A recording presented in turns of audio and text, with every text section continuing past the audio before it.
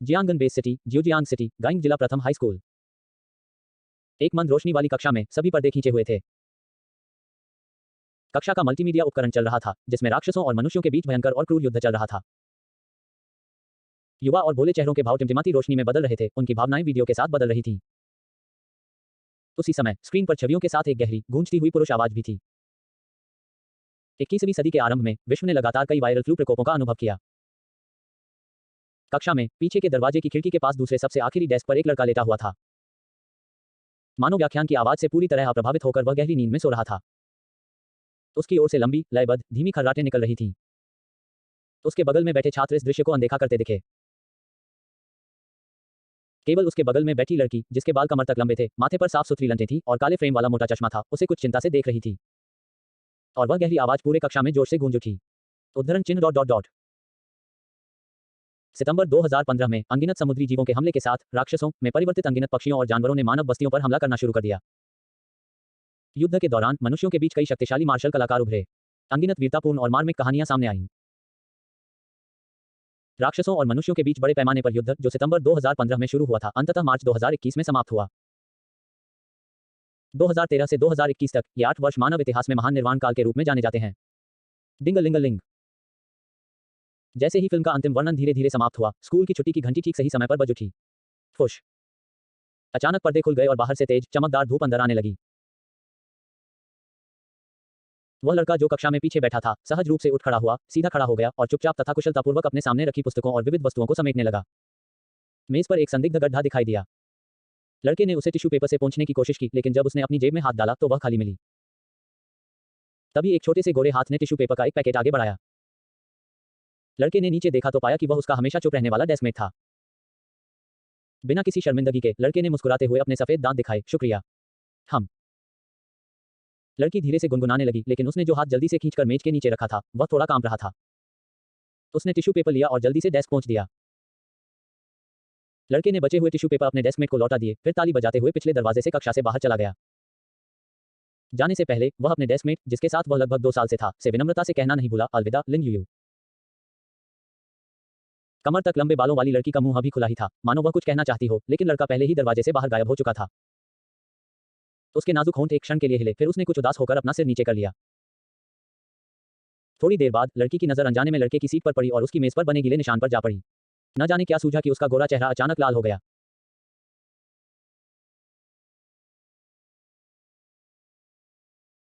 इस बीच दूसरी ओर अंतिम पीरियड समाप्त होने के बाद छात्रों के लिए एक विश्राम फिल्म देखने के बाद तथा इस कक्षा का उपयोग अच्छी तरह से आराम करने और पिछली रात की अत्यधिक व्यायाम की थकान से उबरने के लिए करने के बाद तरोताजा वांग यी पहले ही शिक्षण भवन से बाहर निकल चुका था, जहां उसकी वरिष्ठ वर्ष की कक्षा स्थित थी, और स्कूल के गेट की ओर जा रहा था।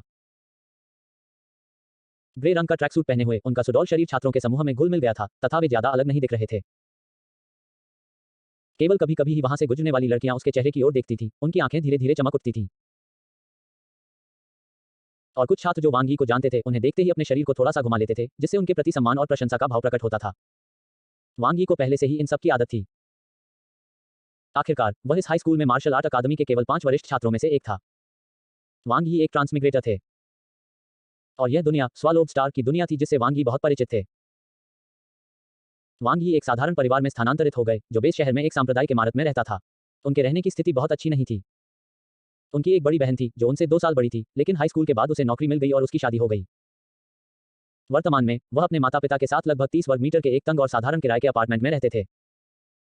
और वांग यी की याद में इस घर में वे 18 वर्षों तक रहे थे। जब वांग यी का देहांत हुआ, तो उसकी आत्मा उस भ्रूण में विलीन हो गई जिसका पालन पोषण उसकी मां कर रही थी, और अंततः वह वर्तमान वांग यी के रूप में विकसित हुआ। अपनी आत्मा के स्थानांतरण के कारण वांग यी बचपन से ही अपने साथियों की तुलना में अधिक परिपक्व और बुद्धिमान थे, बहुत समझदार और आज्ञाकारी थे, और उनका शैक्षणिक प्रदर्शन भी उत्कृष्ट था। छोटी उम्र से ही पढ़ाई के अलावा वह व्यायाम भी करते थे। कभी कभी तो वह बिना थकान की शिकायत किए चुपचाप पूरे दिन वीडियो देखते हुए प्रशिक्षण लेते रहते थे, जिससे उनके परिवार को बहुत आश्चर्य होता था।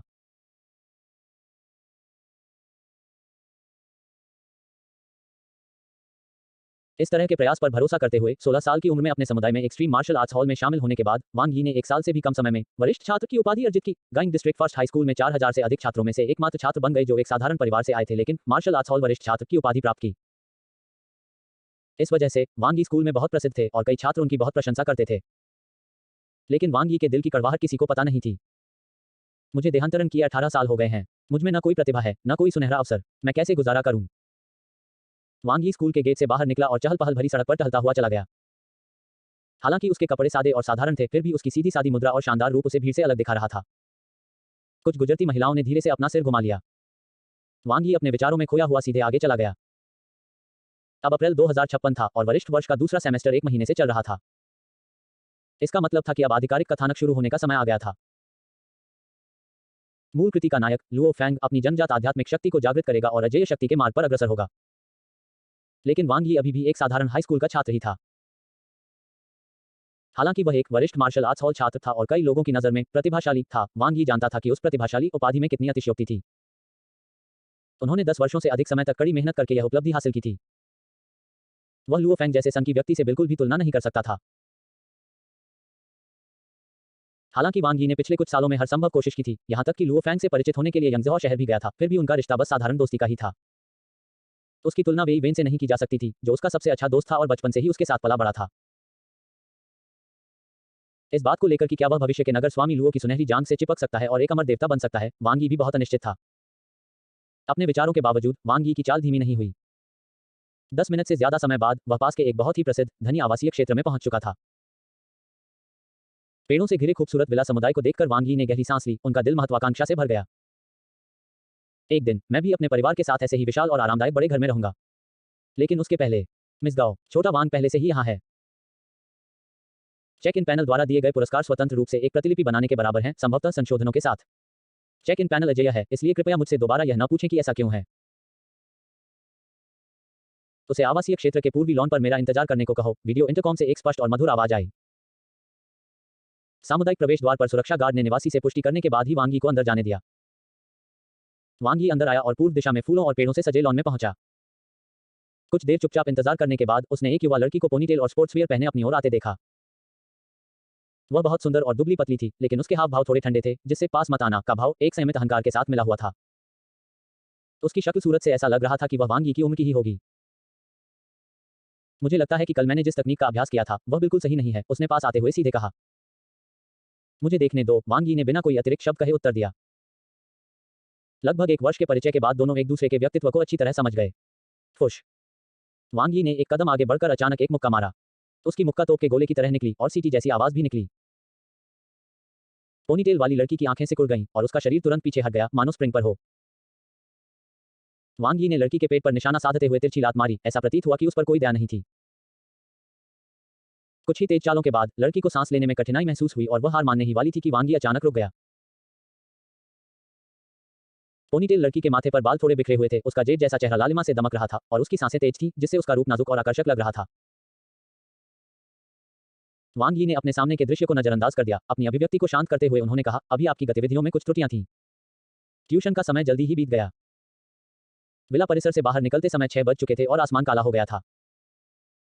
सड़क के किनारे लगी स्ट्रीट लाइटें जल रही थीं, जिससे धुंधली रोशनी फैल रही थी। वांग यी सड़कों और गलियों से अकेले गुजर रहे थे, अचानक उन्हें अकेलेपन का एहसास हुआ। मैं लगभग 1 साल से यह ट्यूशन का काम कर रहा हूं और शायद यह जल्द ही खत्म होने वाला है, वांग यी ने आह भरते हुए सोचा। वांग यी की पारिवारिक पृष्ठभूमि बहुत अच्छी नहीं थी। उसके माता-पिता साधारण लोग थे और उनकी मासिक तनख्वाह बहुत कम थी। इसके अलावा वांग यी की पढ़ाई और प्रशिक्षण का खर्च उनके पहले से ही मुश्किल परिवार की आर्थिक स्थिति पर और भी भारी पड़ रहा था। अपने माता-पिता को हर दिन सुबह से शाम तक अथक परिश्रम करते देखकर वांग यी को अपराधबोध का एहसास होता था। तो 1 साल पहले आधिकारिक तौर पर martial arts hall senior member की योग्यता प्राप्त करने के बाद उन्हें विभिन्न माध्यमों से पास में ही एक ट्यूटरिंग की नौकरी मिल गई। इस नौकरी में दूसरे पक्ष को मूवमेंट तकनीक और अन्य कौशल सिखाना शामिल था। वेतन $150 प्रति घंटा था, हफ्ते में 5 दिन और सप्ताहांत भी परिस्थिति के अनुसार। आमतौर पर वह 1 से 2 घंटे पढ़ाते थे, इसलिए उनकी मासिक आय $4500 से $6000 के बीच थी। यह एक अच्छी तनख्वाह वाली और आसान नौकरी थी। अगर Wang Yi martial arts hall senior member नहीं होते तो उन्हें इतनी अच्छी नौकरी नहीं मिल पाती।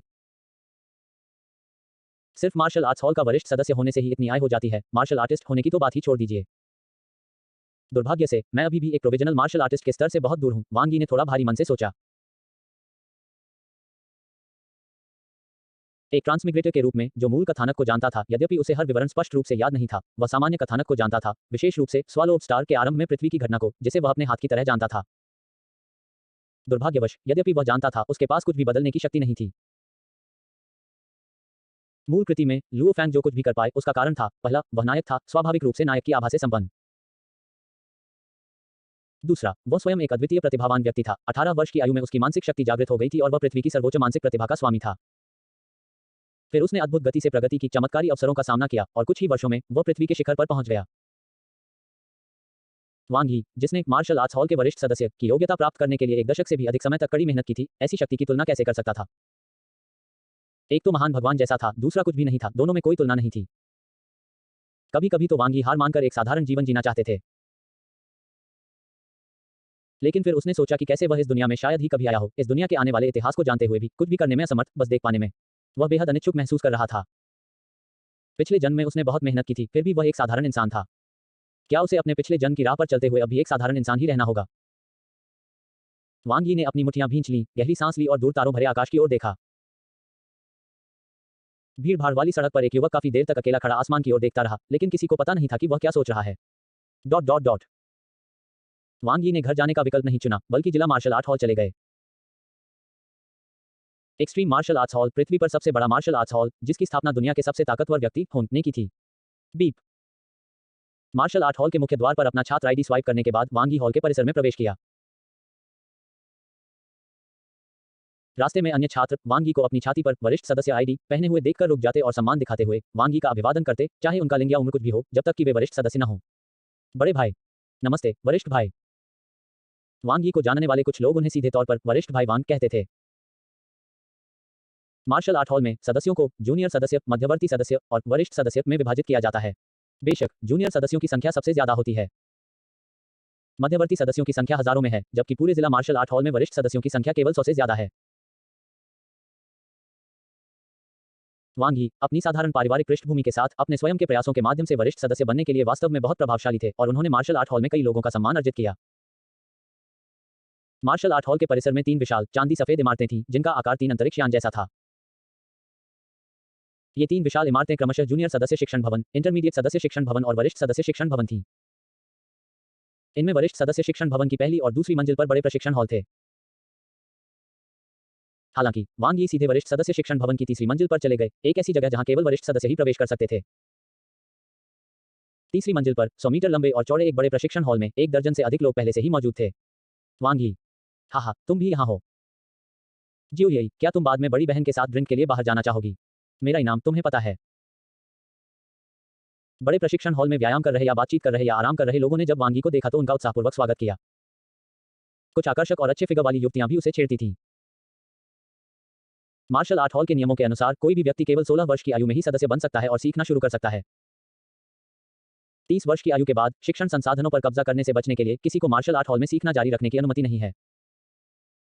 उसके सामने खड़े सभी लोग 20-20 साल के थे, लेकिन वांग यी केवल 18 साल का था।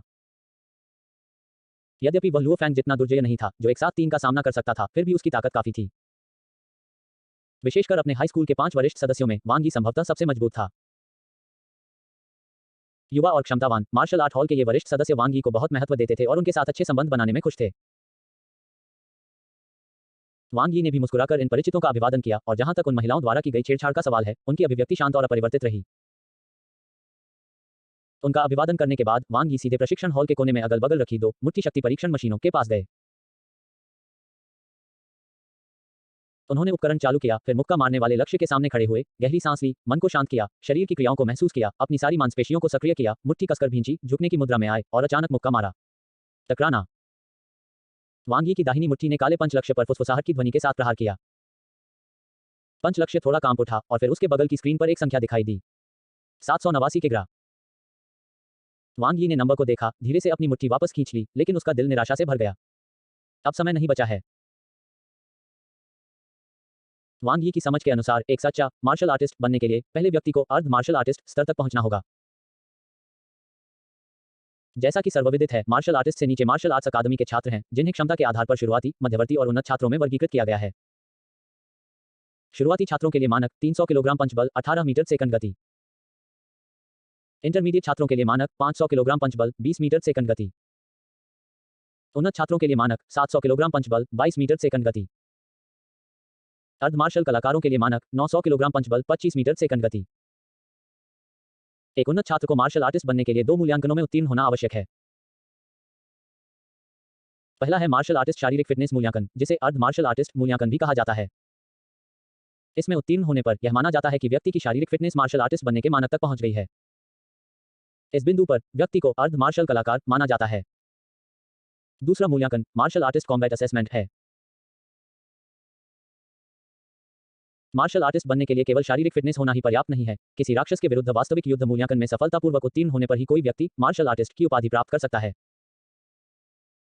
इसके बाद वांग यी प्रशिक्षण हॉल के बगल वाले ट्रैक पर गए, परीक्षण उपकरण चालू किए और अपनी गति जांची। जैसी कि उम्मीद थी, उसकी गति केवल 22.9 मीटर सेकंड थी। क्वासी मार्शल आर्टिस्ट असेसमेंट पास करने के लिए किसी व्यक्ति की पंच शक्ति, गति और तंत्रिका प्रतिक्रिया गति सभी को मानक के अनुरूप होना चाहिए। स्पष्टतः वांग यी को अभी भी कुछ रास्ता तय करना था। वांग यी का मूड बहुत अच्छा नहीं था। मेरी वर्तमान ताकत उस समय के मूल इतिहास के नायक लुओ फैंग के समान होनी चाहिए। उस समय उसकी ताकत भी मेरी जैसी ही थी और कहा जाता था कि वह कॉलेज तक ही अर्ध मार्शल कलाकार की शारीरिक क्षमता तक पहुंच पाएगा। मेरी वर्तमान प्रगति दर और परिस्थितियों को देखते हुए मुझे डर है कि मुझे भी शायद तब तक इंतजार करना पड़ेगा। वांग यी का मूड अचानक चिड़चिड़ा हो गया। अज्ञानता परमानंद है। वांग यी, जो मूल कथानक को जानते थे, के लिए भी कई परेशानियां थी जो आम लोगों को नहीं होती। भविष्य में पृथ्वी को कई आपदाओं का सामना करना पड़ेगा। दूर की आपदाओं की तो बात ही छोड़िए, तात्कालिक खतरा राक्षसों से था। कुछ ही वर्षों में तारों वाला आकाश राक्षस पृथ्वी पर उतरेगा और तबाही मचाएगा। अगर लुओ फैंग ने स्थिति को न मोड़ा होता और अपने नायक के प्रभामंडल पर भरोसा करके सुनहरे सींग वाले जानवर पर कब्जा न किया होता, तो मानवता शायद बहुत पहले ही विलुप्त हो चुकी होती। यह जानते हुए भी उसके लिए कुछ भी बदलना मुश्किल था। क्या अब उसे जाकर लुओ फैंग को बताना चाहिए था कि पृथ्वी का भविष्य एक बड़े संकट में है और उसे बचाना है? उसे जरूर पागल समझा जाएगा। वह केवल भविष्य में घटित होने वाली किसी अप्रत्याशित घटना से भयभीत था, जो मूल प्रक्षेप पथ का अनुसरण नहीं करती थी। ऐसी स्थिति में वह और उसके आसपास के लोग पूरी मानवता के साथ विनाश का सामना करेंगे। कभी-कभी बहुत अधिक जानना अच्छी बात नहीं होती। वांग यी की तरह कुछ साल बाद भक्षक पशु संकट के बारे में जानकर उसकी नसें लगातार तनावग्रस्त रहती थीं। कभी-कभी सपनों में वह अनगिनत राक्षसों को मानव नगरों में कत्लेआम के लिए दौड़ते हुए देखता और एक गहरे सुनहरे, एक सींग वाले विशालकाय जीव को आकाश में उतरते हुए राक्षस की तरह अपने पंख फैलाते हुए देखता और नीचे जमीन पर लाशों का नारकीय दृश्य बिखरा हुआ दिखाई देता। यह निस्संदेह एक यातना थी। अपने हाथों को देखते हुए वांग यी के शरीर में अचानक शक्तिहीनता की भावना उमड़ पड़ी। मार्शल आर्ट अकादमी से बाहर आते हुए रात और भी अधिक अंधेरी और भारी हो गई थी, ठीक वांग यी के वर्तमान दबे हुए मूड की तरह। जल्द ही वांग यी अपने निवास स्थान, जो कई बेलनाकार इमारतों से बना एक समुदाय था, गुंगयुआन समुदाय में लौट आया। यह सरकार द्वारा निर्मित एक सार्वजनिक आवास परिसर था और वांग यी का घर इसी समुदाय में था, जहां वह 18 वर्षों से रह रहा था। भाई वांग यी। जैसे ही वह समुदाय में दाखिल हुआ, वांग यी ने किसी को उसे बुलाते हुए सुना। उसने अपना सिर घुमाया और देखा कि कुछ लड़कियां कुछ ही दूरी पर खड़ी थीं, जिनमें से एक छोटी आस्तीन वाली शर्ट और लंबी पैंट पहने छोटे बालों वाली लड़की सुखद आश्चर्यचकित दिख रही थी। वांग यी उसे देखकर थोड़ा चौंका, फिर मुस्कुराया और बोला, जियो यान। छोटे बालों वाली उस लड़की का चेहरा थोड़ा गोल, नाजुक न्यान नक्श और गोरी त्वचा थी, जिसमें उसकी उम्र की लड़कियों की खासियत वाली जवानी की आभा थी। अपनी सहेलियों से कुछ फुसफुसाकर वह दौड़कर उनके पास आई। उनकी धीमी हंसी के बीच वह शर्मा गई। सामने खड़े लड़के को देखते ही उसकी आंखें खुशी से भर आईं। भाई वांग यी, क्या आप अभी वापस आए? वांग यी भी मुस्कुराया और बोला, अभी मार्शल आर्ट अकादमी से लौटा हूं। और तुम्हारा क्या हाल है? उसने कुछ लड़कियों की तरफ देखा जो अभी भी कुछ ही दूरी पर खड़ी होकर देख रही थीं। जियो यान ने पलकें झपकाईं, मैं भी अभी अपने सहपाठियों के साथ खरीदारी करके लौटा हूं। क्यों ना हम साथ चलें? मेरे कुछ सवाल हैं जो मैं भाई वांग यी से पूछना चाहता हूं। ठीक है। वांग यी ने मना नहीं किया। आखिरकार जियो यान एक ऐसा व्यक्ति था जिसे वह लंबे समय से जानता था। वांग यी जिस सार्वजनिक आवास परिसर में रहती थी, वहां सभी लोग गरीब तो थे, लेकिन उनके रिश्ते काफी अच्छे थे। जियाओ यान का परिवार भी पास में ही रहता था। कुछ महीने पहले जब जियाओ यान को समुदाय के बाहर के कुछ गुंडों ने परेशान किया था और वांग यी ने उसकी मदद की थी, तब से जियाओ यान की वांग यी से जल्दी ही जान पहचान हो गई। दरअसल वांग यी ने उस समय कुछ खास नहीं किया था, उसने सिर्फ अपना मार्शल आर्ट्स अकादमी एडवांस्ड स्टूडेंट सर्टिफिकेट दिखाया था और वे गुंडे तुरंत पीछे हट गए थे। मार्शल आर्ट्स अकादमी के उन्नत छात्र की आम लोगों की नजर में अभी भी महत्वपूर्ण निवारक शक्ति है। एक लड़का और लड़की पुराने समुदाय में साथ साथ चल रहे थे और रास्ते में वे अपने परिचित लोगों का गर्मजोशी से स्वागत कर रहे थे। ओह, यह जियाओ यी है। नमस्ते अंकल ली। जियो यी, तुम वापस आ गए। हाँ आंटी चेन। क्या यह जियाओ यान नहीं है? जियाओ यी के साथ फिर से वापस आ गया। जियो यान का चेहरा थोड़ा लाल हो गया। वांग यी ने अपने बगल में खड़ी लड़की के हाव भाव को देखा, लेकिन ऐसा दिखावा किया जैसे उसने उसे देखा ही नहीं। इस जमाने में लोग रिश्तों को लेकर काफी खुले विचारों वाले थे। 18 साल की उम्र को वयस्क माना जाता था और शादी भी हो सकती थी। हाई स्कूल में डेटिंग और ग्रेजुएशन के बाद शादी करना आम बात थी। हालांकि वांग यी कभी किसी लड़की के साथ अंतरंग नहीं हुए थे। बाहरी लोगों की नजर में वांग यी के अच्छे ग्रेड थे। वह मार्शल आर्ट अकादमी में एक उन्नत छात्र था, अक्सर अपने परिवार की मदद करने के लिए पैसे कमाने के लिए ट्यूशन पढ़ता था और उसका चेहरा ऐसा था कि महिलाएं हिलने डुलने में असमर्थ थीं। ईमानदारी से कई लोगों को यह अजीब लगा कि वांग यी ने डेटिंग नहीं की थी। केवल वांग यी ही जानता था कि ऐसा क्यों हुआ। जैसे ही वे चल रहे थे, जियोयान को अचानक कुछ याद आया और उसने कहा, ओह ठीक है भाई वांग यी, जब मैं पहले बाहर आया था तो मुझे लगता है कि मैंने आपके चाचा को आते देखा था। वांग यी के कदम रुक गए। वह थोड़ा सा भौचक्का हो गया। फिर से उसने मन ही मन धीरे से आह भरी, सामने खड़ी बेलनाकार इमारत को देखते हुए, जो किसी विशाल चौकोर कंक्रीट के खंभे जैसी ऊंची थी। उसका घर आ गया था। वांग यी के पिता वांग शुन महानिर्वाण काल से पहले पैदा हुए थे। उनका मूल गृहनगर राक्षसों के हमलों से नष्ट हो गया था। उस समय अनगिनत लोग विस्थापित हुए थे। वांग शुन और उनके वयस्क भी कई कष्ट सहते हुए इधर उधर भटकते रहे। युद्ध समाप्त होने और आधार नगरों की स्थापना के बाद वांग यी के पिता अंततः वहीं बस गए। वांग यी के पिता की पीढ़ी में 3 लोग थे, उनके सबसे बड़े चाचा, उनके पिता और उनकी चाची। 10 साल पहले उनके दादा दादी एक एक करके गुजर गए। तब से तीनों भाई बहनों के बीच, जो पहले काफी करीब थे, धीरे धीरे दूर होते गए। बाद में वांग यी की मां ली लैन बीमारी के कारण अस्पताल में भर्ती हो गईं और उन्हें बड़ी रकम की जरूरत थी। वांग यी का परिवार पहले से ही आर्थिक तंगी से जूझ रहा था और उन्हें वांग यी और उनकी बहन का भी भरण पोषण करना था, इसलिए उन्हें उनके सबसे बड़े चाचा और चाची से काफी उधार लेना पड़ा, जो उन्होंने अभी तक नहीं चुकाया है। जियाओयान से अलग होने के बाद वांग यी आवासीय भवन में चला गया। वांग यी का घर आवासीय भवन की 17वीं मंजिल पर था। वह बहुत तेजी से चलता था, एक बार में 3 या 4 कदम चलता था, उसकी सांस स्थिर रहती थी और उसकी चाल एक फुर्तीले तेंदुए की तरह फुर्तीली होती थी। वह रास्ते में पैदल चलने वालों को बिना उनके कपड़ों से टकराए ही चकमा दे देता था। इस तरह उसे 17वीं मंजिल पर अपने दरवाजे तक पहुंचने में ज्यादा समय नहीं लगा। 17वीं मंजिल पर कुल 8 घर थे और वांग यी का परिवार भी उनमें से एक था। वांग यी रुक गया और पुराने दरवाजे की तरफ देखने लगा। अपनी तेज सुनने की क्षमता के कारण वह दरवाजे के पार से अंदर हो रही बातचीत अब भी सुन सकता था। वांग यी चुप हो गया। चरमराहट। थोड़ी देर बाद दरवाजा खुला और 2 अधेड़ उम्र के लोग बाहर निकले। वांग यी को देखकर वे दोनों थोड़ा चौंके, फिर मुस्कुरा दिए। जियाओ यी, तुम स्कूल से वापस आ गए हो। वांग यी की पिछली अभिव्यक्ति भी गायब हो गई, उसकी जगह एक गर्मजोशी भरी मुस्कान आ गई। हाँ अंकल आंटी, आपने बताया क्यों नहीं कि आज आ रहे हैं? अगर मुझे पता होता तो मैं आपसे बात करने पहले ही आ जाता। वांग यी के चाचा ने अनजाने में अपना हाथ मुंह पर रख लिया और हल्के से खांसते हुए बोले, कोई जरूरत नहीं, तुम अपनी पढ़ाई में बहुत व्यस्त हो। हम बस यूं ही मिलने आए थे। हमने अभी तुम्हारे माता पिता से बातचीत पूरी की है, इसलिए अब हम जा रहे हैं। जब तुम्हारे पास समय हो तुम हमसे मिलने आ सकते हो। ओह, और शियाओ यी, तुम्हारी चचेरी बहन की अगले महीने शादी है, इसलिए आना याद रखना, उसकी चाची ने जाते हुए सहजता से कहा। उनकी आकृतियों को सीढ़ियों में गायब होते और उनके कदमों की आहट धीरे धीरे गायब होते देख वांग यी के चेहरे की मुस्कान धीरे धीरे गायब हो गई। दरवाजा खोलकर वांग यी घर के अंदर गया और देखा कि उसके माता पिता अपने 40 वर्ग मीटर से भी कम के घर के बैठक कक्ष में चुपचाप बैठे हैं। वांग यी को वापस आते देख वे दोनों उठ खड़े हुए। बेटा, तुम वापस आ गए। जल्दी करो और खाना खाओ, वांग यी की मां ली लैन ने चिंता से कहा। वांग यी ने अपनी मां को जवाब नहीं दिया, बल्कि अपने पिता की ओर देखा, जिनके बाल थोड़े सफेद हो गए थे, पिताजी, अंकल और आंटी। वांग शुन और ली लैन के चेहरे के भाव थोड़े से जम गए, फिर उन्होंने धीरे से आह भरी। आपके चचेरे भाई की अगले महीने शादी है और उसे बहुत सारे पैसों की जरूरत है, इसलिए आपके चाचा और चाची आए हैं, उम्मीद है कि हम मदद कर सकते हैं। वांग शुन का स्वर थोड़ा अस्पष्ट था। इन बातों का तुमसे कोई लेना देना नहीं है। बस अपनी पढ़ाई पर ध्यान दो और 2 महीने में होने वाली कॉलेज प्रवेश परीक्षा की तैयारी करो। अपने माता पिता के हाव भाव देखकर वांग यी ने कोई और सवाल नहीं पूछा। वह चुपचाप लिविंग रूम की एकमात्र मेज के पास गया, ढक्कन खोला और अभी भी गर्म खाने को देखा, उसे अंदर से थोड़ी खटास महसूस हो रही थी। उनकी मां का स्वास्थ्य ठीक नहीं था और उनके पिता को भी काम में व्यस्तता के कारण कुछ स्वास्थ्य समस्याएं थीं, लेकिन वे ज्यादा मदद नहीं कर सकते थे। यद्यपि उसके चाचा और चाची ने अपने भावों को अच्छी तरह से नियंत्रित किया था, फिर भी वांग यी हमेशा उनकी आंखों में छिपी अवमानना और घृणा की झलक देख सकता था। अगर विकल्प दिया जाए तो कौन दूसरों पर एहसान करना चाहेगा? कौन अपने रिश्तेदारों के सामने अपना सिर ऊंचा न रख पाना चाहेगा? खाना खत्म करने के बाद उसने बर्तन और चॉपस्टिक समेटे, धोए और रख दिए। फिर अपने माता पिता को बताकर वह अपने कमरे में लौट आया। पूरा घर एक बेडरूम और एक लिविंग रूम वाला था, बेहद तंग और सादा। वांग यी बचपन से ही अपने पिता के साथ लिविंग रूम में रहता था, जबकि उसकी मां और बहन बेडरूम में रहती थी। बाद में जब उसकी बहन की शादी हो गई तो वह बेडरूम में अकेला रहने लगा और उसके माता पिता लिविंग रूम में रहने लगे। हालांकि उसने एक बार आपत्ति जताई थी, लेकिन वह अपने माता पिता की राय से असहमत नहीं हो सकता था, क्योंकि कई माता पिता अपने बच्चों को सर्वश्रेष्ठ देना चाहते हैं। आज रात वांग यी का पढ़ाई में कोई मन नहीं था। वह बिस्तर पर लेटा छत को घूर रहा था। समय धीरे धीरे बीतता गया। रात हुई। बाहर अंधेरा छा चुका था। बारिश की बूंदें खिड़की से टकराकर पट पट जैसी आवाजें कर रही थीं। बीच बीच में तेज हवाएं चलती और गरज के साथ जमीन पर लगी सारी खिड़कियां हिल जाती। वांग यी ने फिर आंखें खोली, लेकिन उनमें नींद का नामोनिशान नहीं था। वह अंधेरे कमरे को गौर से देख रहा था, मानो किसी चीज का इंतजार कर रहा हो। जैसे जैसे आधी रात का समय नजदीक आता गया, डिंग, उसके मन में एक कर्कश ध्वनि प्रकट हुई। वांग यी पहले से ही इस ध्वनि से बहुत परिचित थे। लगभग 3 साल पहले यह रहस्यमयी ध्वनि वांग यी के कानों में गूंजने लगी, जो हर दिन ठीक आधी रात को सुनाई देने लगी।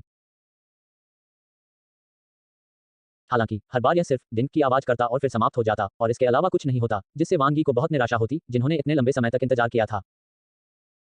प्रारंभिक आश्चर्य और प्रत्याशा धीरे धीरे निराशा और हताशा में बदल गई। वांग यी ने तो यह भी सोचा कि क्या अत्यधिक दबाव में अत्यधिक उम्मीद रखने के कारण उन्हें मानसिक मतिभ्रम हो रहा है। वह अस्पताल गया था, लेकिन सब कुछ सामान्य था, कोई समस्या नहीं थी। लेकिन हर रात वह आवाज समय पर सुनाई देती थी। यह ऐसा था जैसे कोई खूबसूरत महिला लगातार आपके साथ छेड़खानी कर रही हो, लेकिन आपको कभी उसे छूने नहीं दे रही हो। इससे वांग यी के दांत निराशा से खुजलाने लगे। 1000वीं बार वांग यी ने आवाज सुनते ही मन सोचा। उन्होंने पहले सोचा था कि इस बार भी बाकी सभी की तरह ही होगा, सिर्फ एक ध्वनि और उसके अलावा कुछ नहीं। लेकिन उन्होंने इसकी उम्मीद नहीं की थी। 1000वां पुनः संयोजन। होस्ट का पता चला। आधिकारिक तौर पर होस्ट को बांधा जा रहा है, वर्तमान स्थान का पता लगाना शुरू हो गया है। पुष्टि हो गई है। डिंग। मेजबान, सफल चेक इन के लिए बधाई। पहली बार चेक इन करने पर विशेष इनाम मिलेगा। 9 क्लेशों के शास्त्र में पहला क्लेश। 9 क्लेश शास्त्र वर्तमान स्थान पर सर्वोच्च स्तर का पुरस्कार है। आपका आनुवंशिक स्तर 3 गुना बढ़ गया है। वांग यी अचानक अपने बिस्तर से उठ बैठा। उसके चेहरे पर अविश्वास का भाव उभर आया। इस क्षण एक रहस्यमयी ऊर्जा चुपचाप वांग यी के पूरे शरीर में प्रवाहित हुई, जिसने उसकी आंतरिक आनुवंशिक संरचना को तुरंत बदल दिया। क्षण भर में ही वांग यी के शरीर के जीन्स में एक अभूतपूर्व परिवर्तन आ गया। उसके शरीर के जीन तुरंत 3 गुना बढ़ गए, जिसका अर्थ था कि वांग यी की शारीरिक शक्ति उसी क्षण 3 गुना बढ़ गई। फिर भी इस पूरी प्रक्रिया के दौरान सब कुछ इतना स्वाभाविक रूप से हुआ कि वांग यी को कुछ भी महसूस नहीं हुआ। लेकिन वह अपने शरीर में परिवर्तन को स्पष्ट रूप से महसूस कर सकता था। अपनी मुट्ठी भींचकर वह उस शक्तिशाली ताकत को महसूस कर सकता था। वह महसूस कर सकता था कि अब उसका एक ही मुक्का पहले से कहीं अधिक शक्ति उत्पन्न कर सकता है। वह संभवतः उस मार्शल कलाकार से भी अधिक शक्तिशाली था, जिसने अभी अभी मार्शल कलाकार के व्यवहारिक मूल्यांकन में सफलता प्राप्त की थी। वांग यी बहुत उत्साहित थे। उसकी चेतना उस सुनहरे पैनल पर स्थानांतरित हो गई जो उसके दिमाग में प्रकट हुआ था, और उसने एक साथ उस पर मौजूद जानकारी को आत्मसात कर लिया, तथा जल्दी ही इस सुनहरे उंगली के उद्देश्य को समझ लिया। इस स्वर्णिम उंगली का एकमात्र उद्देश्य चेक इन करना था। वह दिन में एक बार चेक इन कर सकता था। अगर मेजबान के पास कोई खास व्यवस्था न हो, तो यह मेजबान के वर्तमान स्थान के आधार पर अपने आप चेक इन कर लेता था। मेजबान के स्थान के आधार पर पुरस्कार यादृच्छिक रूप से दिए गए। यह सब भाग्य पर निर्भर था। इसके अलावा एक ही स्थान पर अधिकतम एक बार ही चेक इन किया जा सकता है। पुरस्कार स्तर भी भिन्न भिन्न थे, जो सामान्यतः निम्न से लेकर उच्च तक थे। उदाहरण के लिए, यदि वांग यी ने मार्शल आर्ट जिम में चेक इन किया, तो उसे कृपाण तकनीक, साधना पद्धतियां, आंदोलन तकनीकें, हथियार, दवा आदि जैसे पुरस्कार मिल सकते हैं।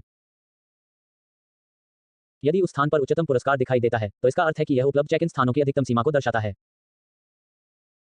एक बार यह दिखाई देने पर उस सीमा के भीतर सभी स्थान चेक इन पुरस्कार प्रदान नहीं कर सकेंगे। उदाहरण के लिए, सामान्यतः चूंकि वांग यी को 9 क्लेश शास्त्र का पहला क्लेश मिला था, जो पृथ्वी पर सर्वोच्च पुरस्कार का प्रतिनिधित्व करता है, इसलिए वह पृथ्वी की सीमा के भीतर पुरस्कार प्राप्त करने में सक्षम नहीं होगा। हालांकि यह उसका पहला ड्रॉ था, एक विशेष पुरस्कार, इसलिए वह इस शर्त को अनदेखा कर सकता था और पृथ्वी पर अन्य स्थानों पर जांच जारी रख सकता था। 9 क्लेशों का शास्त्र, यह वास्तव में 9 क्लेशों का शास्त्र है।